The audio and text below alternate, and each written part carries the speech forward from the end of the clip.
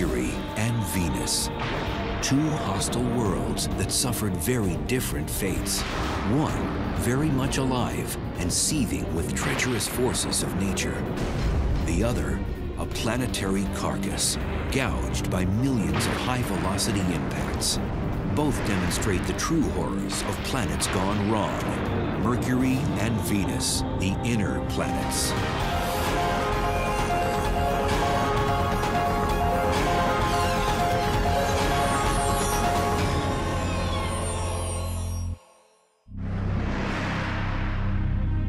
Along with Earth and Mars, Mercury and Venus make up our inner solar system.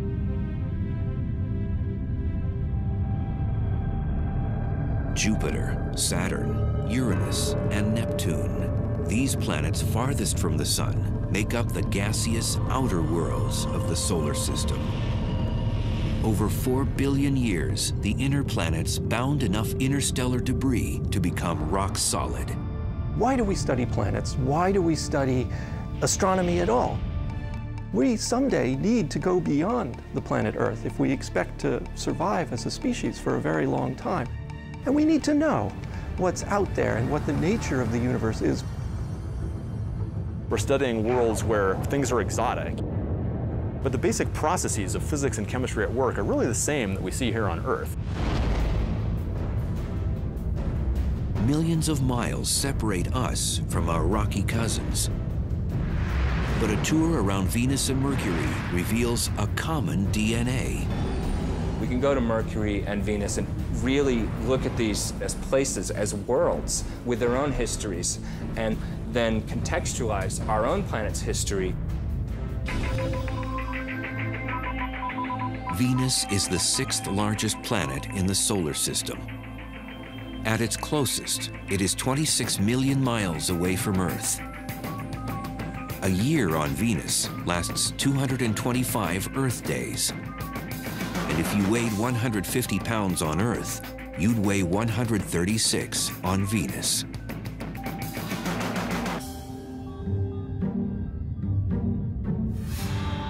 Venus. When the ancient Romans looked up, they were captivated by its commanding presence. They named the planet after their serene goddess of love and beauty. It's such a beautiful presence in the sky. It seems obvious the connection there. Venus has long been considered our sister planet because of its closeness in composition, gravity, density, and size. Venus and Earth are almost twins in a lot of ways. They're almost the same size. Venus is slightly smaller than Earth. So if Earth was a regulation basketball, Venus is a soccer ball, slightly smaller. And Venus is the closest planet to Earth. So for a long time, it was thought of literally as a twin planet. For ages, scientists thought this twin, like Earth, was a planet covered with deep oceans, lush rainforests, and had a climate that would give credibility to the notion that intelligent life could exist there. Before the space age, people thought it might be very Earth-like on Venus. But the paradox is when we actually got to Venus and started exploring it, the conditions there are so different. It turned out Venus was less of an exotic sister to Earth and more of an evil twin. So here you have two very similar planets in their sort of bulk properties, but they've evolved to such different states. And that creates an interesting problem in understanding planetary evolution, a sort of controlled experiment.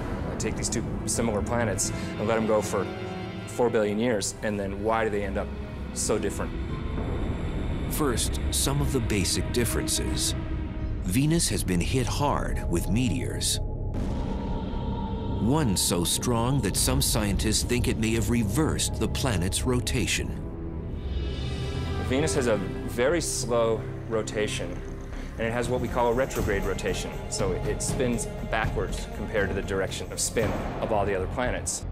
Because of this retrograde rotation, the sun rises in the west and sets in the east. And the Venusian days are long ones. The amount of time from one sunrise to the next is about 8 Earth months. But the orbital pattern and long days aren't what make Venus so intolerable. In part, it's the wicked climate. With a surface temperature of 900 degrees Fahrenheit, Venus is the hottest planet in the solar system. Travelers there would have their trip cut short in no time. It would take a matter of seconds, maybe 1 second before they were gone, roasted to death. If you're an astronaut sitting on Venus without a spacesuit, then your skin's gonna crisp up. You're gonna cook just like a turkey in an oven, except much faster even. The unforgiving heat wave is created by a process called the greenhouse effect, the identical process that keeps Earth's climate in check and teeming with life. But a closer look at Venus tells us how this common trait can be a cycle of life and a cycle of death.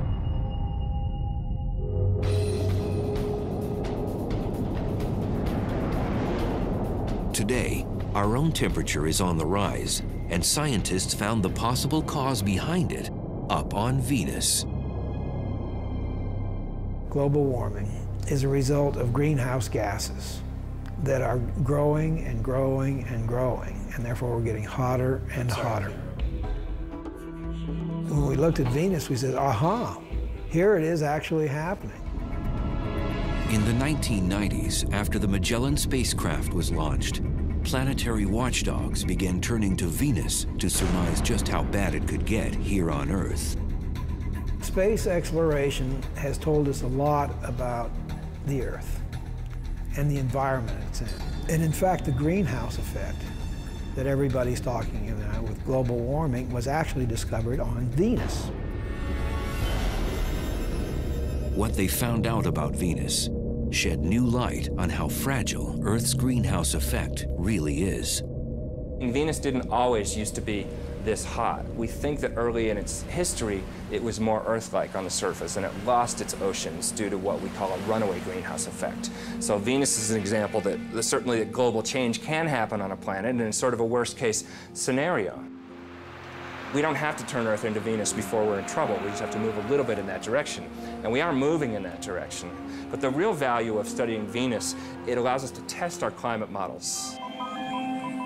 Through computerized general circulation models, or GCMs, scientists were able to calculate temperature increases on Earth based on the amount of greenhouse gases on Venus.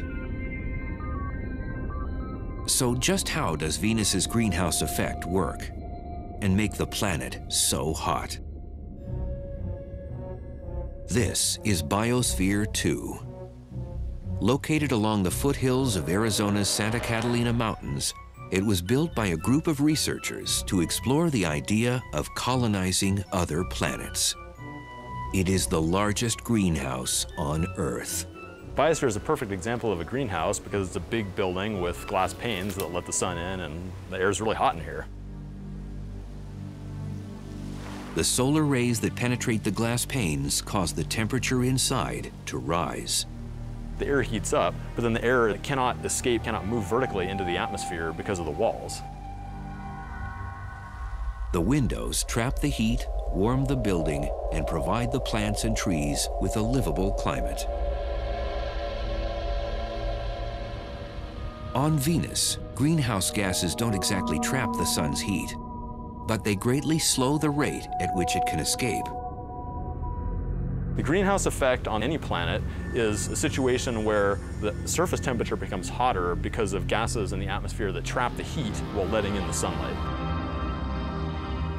These same greenhouse gases that would prove to be fatal to us on Venus are essential to life on Earth. Without the greenhouse effect, the average temperature would be far below freezing, the oceans would be totally or almost totally frozen, and it's not even clear if life would exist on the Earth. We talked about how hot it was, but why is it so hot? The answer has to do with the atmospheric composition. It's almost all carbon dioxide there. Carbon dioxide, or CO2, makes up 95% of the Venusian atmosphere. And that high volume of gas traps more heat. that's going to give you a strong greenhouse effect, and that's going to make it really hot. And that's why it's so hot on Venus. It's an extreme example of global warming. On Venus, volcanoes are the natural spring source for CO2 and other gases. It's a process atmospheric chemist Jeff Sutton studies on Earth at Hawaii's Kilauea volcano. Deep below the surface, atomic compounds ignite during volcanic activity to form CO2. The gas is born from the pressure created by the heat of molten rock, or magma.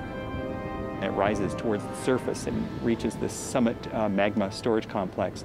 The pressure is decreased on the magma. And the effect of that is to allow gases that are trapped under the very high pressure to be released and bubble out. The Venusian surface would likely have cracks in the lava similar to these vents, where gases escape into the airstream. Somewhere between 8,000 and 30,000 metric tons of carbon dioxide boil out of the magma chamber each day. And it amounts to something on the order of 3.5 to 5 million tons per year. And that's just one volcano here on Earth. Venus has more active volcanoes, and that means more heat-bouncing gases.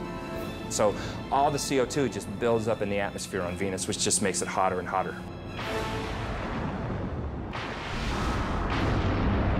The 900-degree heat isn't the only trait that makes Earth's twin seem a menace.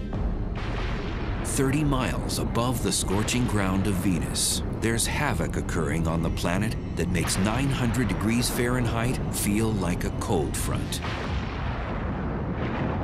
Electrical mayhem, where split-second jolts can reach 50,000 degrees. Each spark of light contains 100 million volts of electricity. Lightning occurs on both Earth and Venus when electrical charges store up enough energy until they release a spark.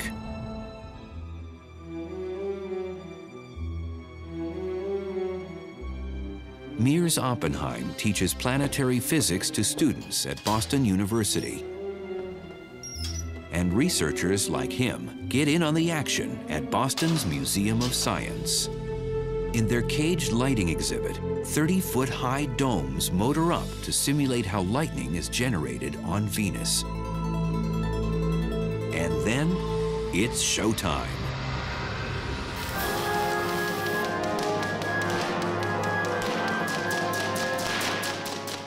So look at this.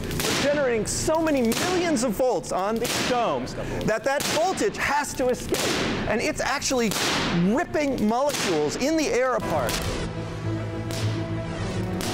The air in the domes, like within the Venusian clouds, stirs up the electrical distribution of tiny atomic molecules. So the ripped molecules make that light as they reassemble themselves, and that's what a lightning bolt is. Cosmic particles from exploding stars way out in the galaxy trigger lightning. When these hit the atmosphere, they provide that spark.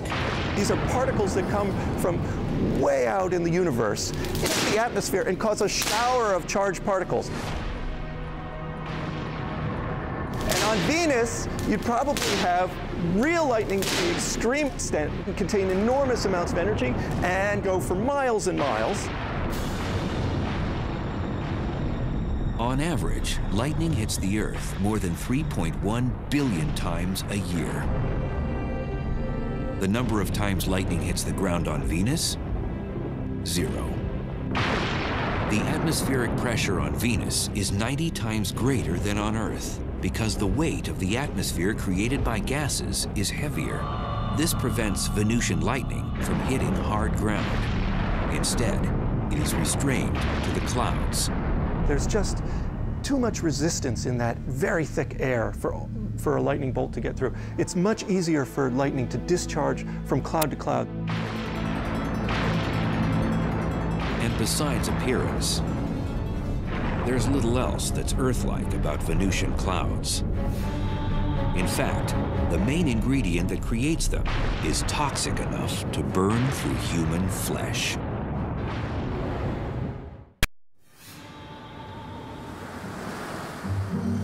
From Earth, you might be able to see Venus twinkle in the morning and evening skies like a star. Definitely not a wallflower. It's so bright in our sky, not just because it's the closest planet to us, but because it's the most reflective planet. Because it turns out Venus is completely covered in these bright reflective clouds. 80% of the sun's light bounces off the clouds that blanket the planet. But even in the clouds, Venus, our so-called twin planet, manages to show an evil nature. And we know that the clouds of Venus are made out of sulfuric acid, basically like battery acid. And that sulfuric acid is made by sulfur dioxide coming out of volcanoes on the surface. Like its greenhouse cousin, carbon dioxide, or CO2, gas pressure pushes sulfur dioxide to the surface through volcanic vents. It's the same gas chemist Jeff Sutton monitors carefully at Hawaii's Kilauea volcano. The gases, the sulfur dioxide in particular, is a noxious, toxic gas, and we wear gas masks to protect our lungs and our airway because sulfur dioxide combines with the moisture in your nose and throat and forms sulfuric acid. Sulfuric acid is nasty stuff. You don't want to splash battery acid on you. You're careful not to do that. It's basically the same stuff. So it would not be good to suddenly stick your hand into the Venus clouds. So if a traveler to Venus could survive the acidic clouds, the lightning bolts, the toxic air, and the heat, just how would the Venusian surface look?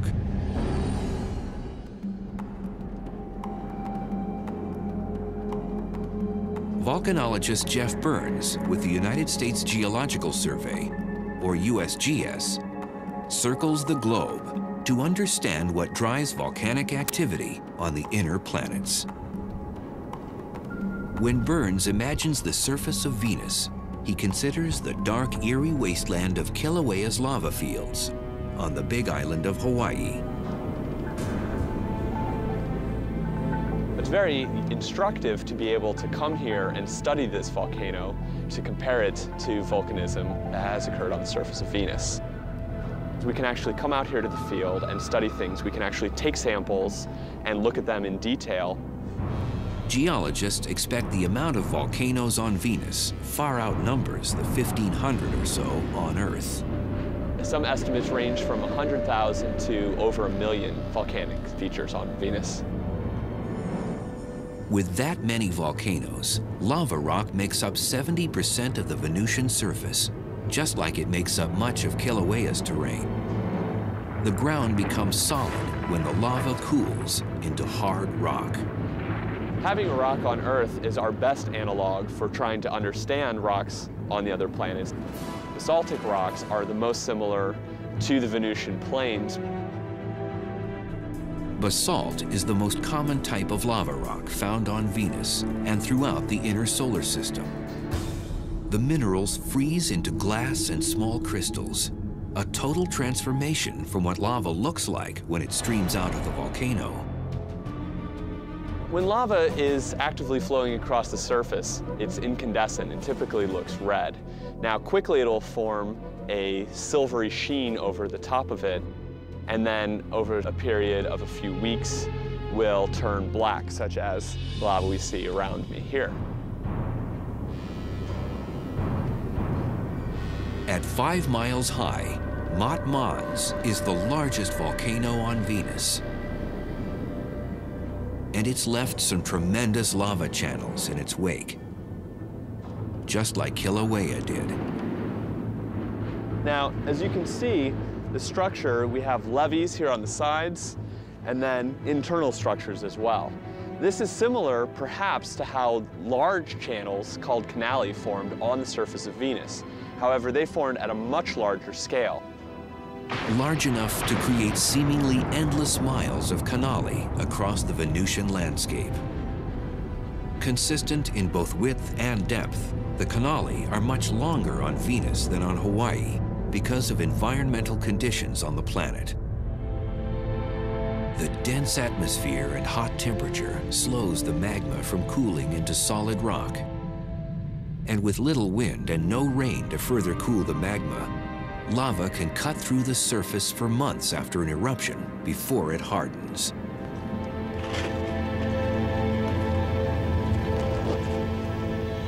On Venus, if you did see layering, you would expect to see layer after layer of volcanic rock that would all be relatively black and basaltic in composition.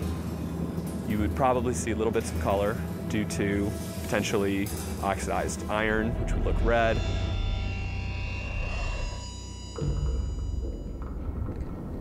Typically, basaltic lava flows are glassy enough that, in fact, you would actually cut your hand. They can be extremely sharp. They tend to quench and form glass.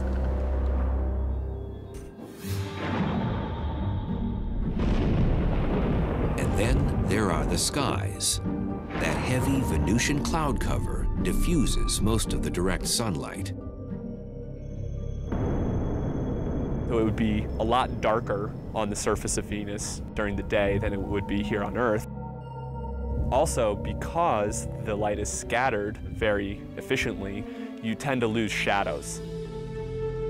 So everything is lit fairly consistently across the surface. And then additionally, because of the composition of the atmosphere, everything would tend to have more of an orangish tinge to it.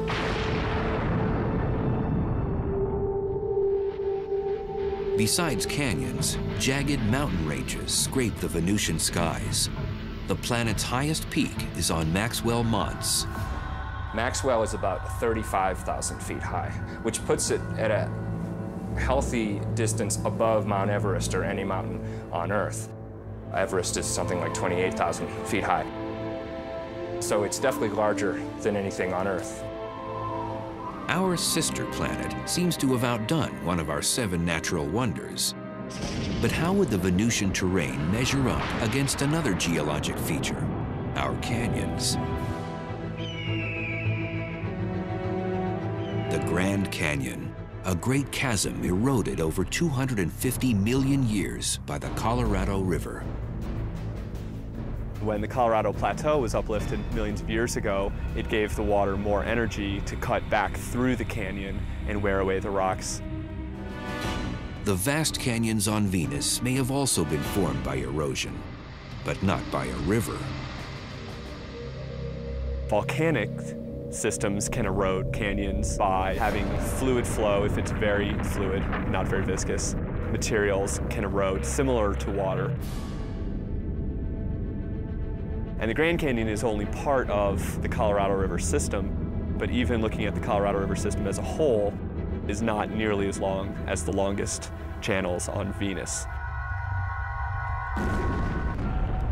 Had the ancient Romans known about the volcanoes, acidic clouds, lightning bolts, toxic air, and that scorching heat, perhaps they may have named our evil twin planet after something other than their goddess of beauty and love. There's irony there because, of course, the Greeks and Romans didn't know anything about the conditions on Venus. And then here we are a couple thousand years later, and we're actually exploring this place, and, well, it's not quite so nice according to our taste. But how do the dangers found on our sister planet compare to the cosmic violence on Mercury?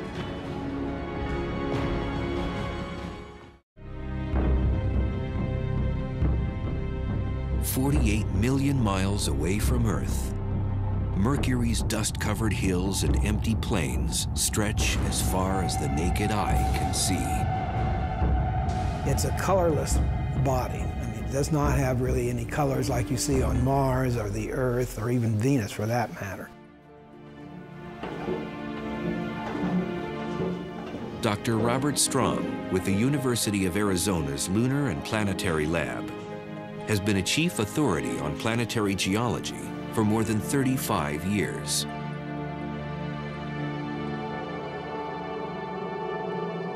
Mercury is the innermost planet, and it's quite different than anything else in the solar system. At 36 million miles, Mercury is the closest planet to the Sun. The planet has no known moons. Mercury has no atmosphere. And it's a naked eye planet, visible on Earth during the twilight hours.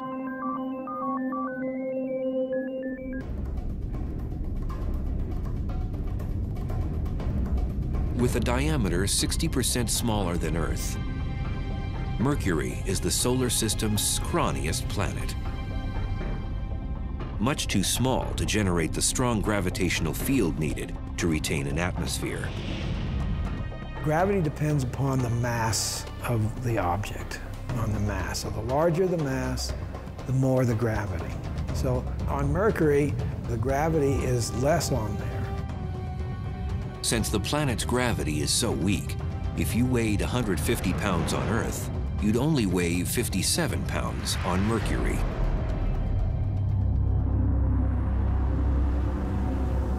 Planet size matters when it comes to the internal heat needed to sustain geologic activity. The internal convection currents that drive geology stop, and in general, it just freezes up and there's no way to sustain that geological activity. And that happened to Mercury a long time ago, probably after less than 1 billion years of its life.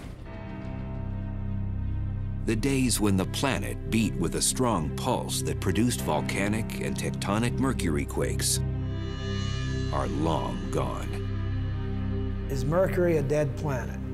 Depends on what you mean by dead. Is it internally active now? Probably not. It's probably not active at all. It is essentially a dead planet and has been dead for about 4 billion years. For a near lifeless planet, Mercury still has some movement. Named by the ancient Romans after the swift-footed messenger god, Mercury orbits the Sun in 88 Earth days, the fastest of any planet. But when it comes to the time it takes Mercury to spin on its own axis, the planet holds the record for being the slowest.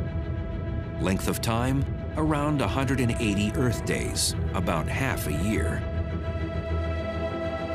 The Sun's gravitational force creates a tidal friction within Mercury, which slows down its speed as it spins on its axis. This means a year on Mercury is shorter than a day on the planet. And that sluggish rotation gives Mercury a somewhat peculiar weather forecast. For 6 months, the side exposed to the Sun reaches 800 degrees Fahrenheit. On the other side, the temperature drops to 300 degrees below zero. It has a long time to heat up on the side facing the Sun and a long time to cool down on the other side. And that's why it has these huge temperature extremes. Despite its close proximity to the Sun, Mercury is a bit of a black sheep in the planetary family. Its skies always seem like starry nights. The skies would be black. The reason we have blue skies on the Earth is because of our atmosphere. Nitrogen scatters light preferentially in the blue, and so that's why the sky looks blue. Mercury doesn't have an atmosphere, so the sky would be black.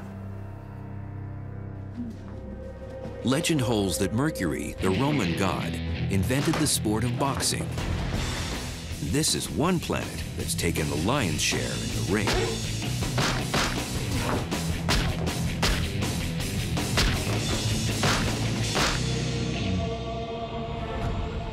Mercury has had millions of meteors and asteroids explode on its surface because it doesn't have an atmosphere to protect it. Our atmosphere guards Earth from most impacts, like a force field. When a small object slams into it, usually at more than 10 times the speed of a bullet, the collision with air molecules vaporizes it into a gas. The Earth is shielded from small impacting objects by this wonderful thing that we call the atmosphere. And for small objects, weak objects, they will be completely destroyed by those forces long before they get here to the geologic surface of our planet.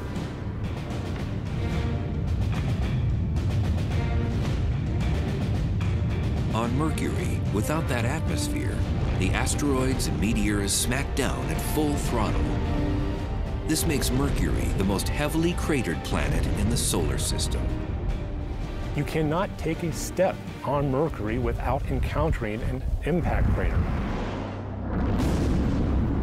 Back in 1974, the Mariner 10 space probe mapped half the planet's surface, including the largest crater ever surveyed in the solar system.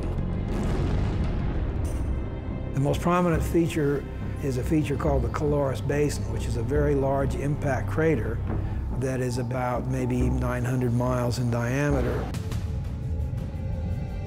900 miles in diameter. That's a couple hundred miles broader than the entire state of Texas. Researchers speculate the iron meteorite that made that impact stretched for more than 60 miles before it crashed into the surface. Moments after impact, seismic waves converged at the antipodal point, the spot on the exact opposite side of the planet. The seismic waves, the shock waves from this thing traveled, and they've concentrated simultaneously around the other side of the planet and literally shook apart the surface. The seismic turbulence jumbled up the crust and twisted the terrain into unusual rock formations. There's all this weird terrain. In fact, the technical term is weird terrain. Because you look at it and it's just weird. It's this jumbled up and hilly and doesn't make any sense according to most geological activities. It's just very rough and looks as though somebody kind of scooped up the surface and just kind of dropped it down. Pre-existing craters suddenly became crude hills, some 6 miles wide and a mile high. In fact, the amount of surface elevation could have been on the order of 1 kilometer or 2 in just a few seconds. It would have been horrendous. Scientists have no way of knowing exactly when the Caloris impact happened, but they can surmise one thing. If an asteroid the same size crashed into the Earth, the impact would be catastrophic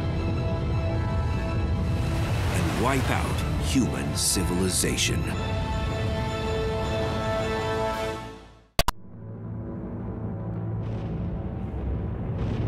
Countless meteor and asteroid impacts have left Mercury scarred with dents and crater rings.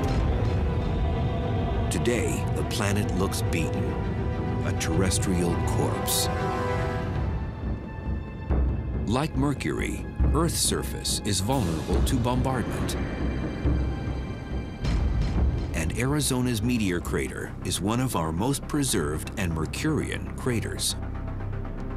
The desert basin has given geologists a better understanding of what happens when a meteor strikes Mercury's surface.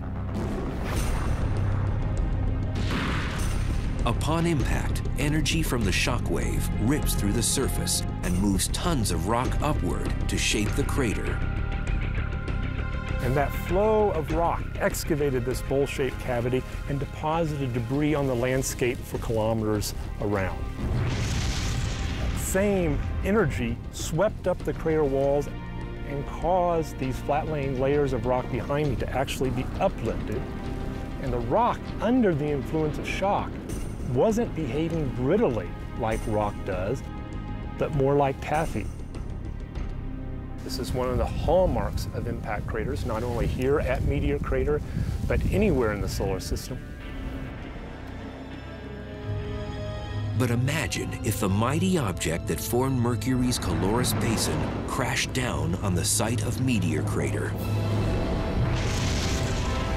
It would be a massive explosion with chunks of molten material flying around the Earth ballistically, re-entering the Earth's atmosphere and causing just massive meteor showers everywhere.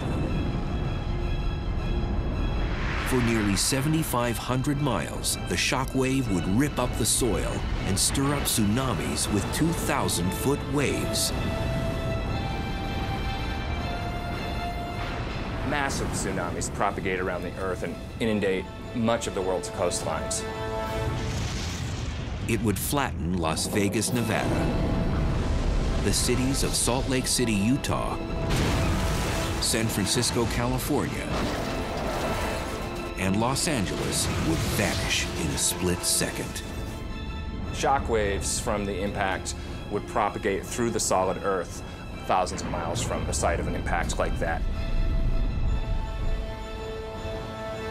Those seismic waves would converge at the impact's antipodal point, off the coastline of Africa's Madagascar, at the bottom of the Indian Ocean. Suddenly, a mountain range would explode through the ocean floor and crash up to form that weird Mercurian terrain. Like an unbelievable earthquake, probably everywhere on Earth for an object that large. Meteor crater would be a nick in the surface compared to the Mercurian gash left behind from a Colorus-type impact. The gouge would consume a quarter of the continental United States. An object that size would eliminate a large portion of the west coast of the U.S. If it fell, say, on Arizona. It would literally change the coastline in an instant.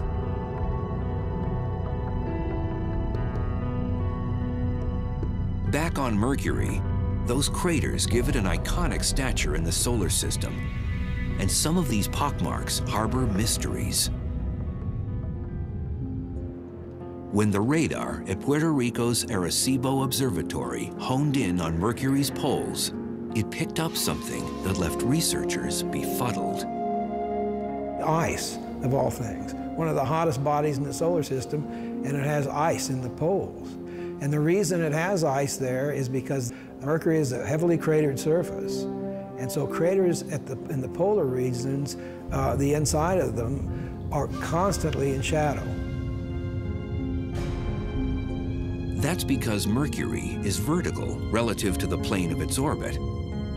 So some crater floors never receive light or heat from the sun. But with no obvious water source on the planet, that begs the question, how did the ice get there? Scientists believe the mystery ice could have come from a comet. Comprised of rock, dust, gases, and ice, comets come from the outer reaches of the solar system, where the temperatures are much colder. Could this ice just be on the bottom of permanently shaded craters, or could it be ice that's sort of covered up by a layer of dust which is shielding it from sunlight? We really don't know. Besides these comet collisions, there is yet another type of crater on the planet, and they weren't formed by anything that fell from the sky. Instead, an Earth-like force of nature created these holes, and it generated deep from within the planet's core.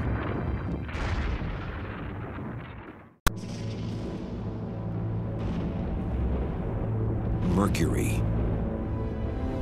A closer look at its terrain by scientists reveals that some of its craters could have been formed from something other than asteroids, comets, and meteors. We do understand that the dominant geologic process that affected Mercury, at least Mercury's surface, is impact cratering. The second most important geologic process to affect Mercury is volcanism. Although we haven't seen any definite evidence of volcanoes on Mercury, we do expect that there have been volcanic eruptions in the past.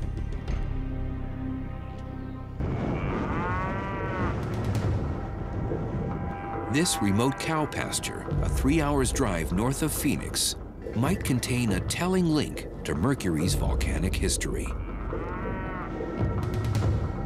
The cratered hills are extinct cinder cone volcanoes, and geologists suspect similar ones can be found on Mercury. This is a cinder cone. You can see behind me there's a large crater in the center, which is typical of cinder cones. These volcanoes do have their differences with Mercury's cinder cones. Because Mercury has less gravity, we would expect the cinder cones that form to be much wider and much flatter. All volcanoes erupt when the pressure from the magma, or molten rock inside, is greater than the strength of the rock containing it. Pressure increases for two reasons: too much magma and too much gas.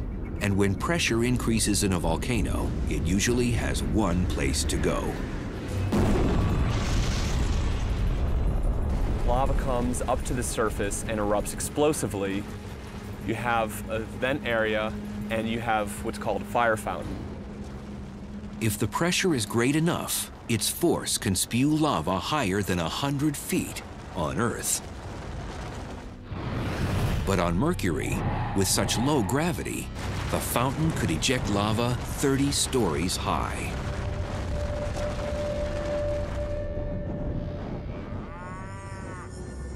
While these cinder cones in Arizona may illustrate our shared volcanic heritage with Mercury, to witness an eruption there firsthand and watch the cinder cones form would be a whole other experience. First, without an atmosphere, a plume of ash and smoke and debris wouldn't billow across the landscape. That material would go into essentially a vacuum of space because Mercury doesn't have an atmosphere, so that material would break up much more. Also on Mercury, you wouldn't be able to hear the loud eruption. Since Mercury has no atmosphere, there's no way of transmitting sound. So if you were on Mercury and playing a guitar or a ukulele or a piano, you would not hear anything because there is no atmosphere to transmit that sound. So it would be just complete silence. Back in 1974, Mariner 10 surveyed only 45% of Mercury's surface on a flyby mission. 30 years later, NASA launched the Messenger spacecraft. The satellite will map the entire planet and transmit data to eager scientists with a deluge of unanswered questions. I want to see the other side. I don't know what's over there, and that's been bugging me for 35 years. Is it like the side we saw, or is there something very unusual and different? But even with resources being earmarked for future exploration of this rumpled dwarf in the solar system, exactly how different or similar we really are may be left up in the air.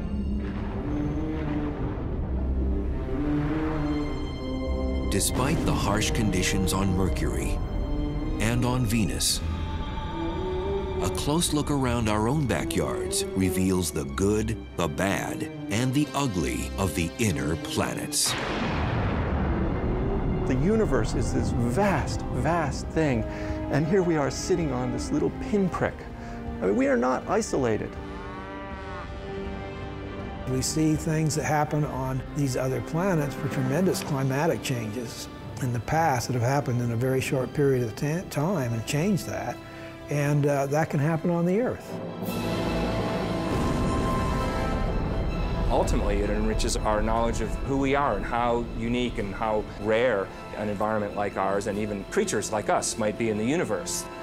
And that evolution, that exploration, that turning the corner, that discovery of new ideas is what we're all about. There's a bright future.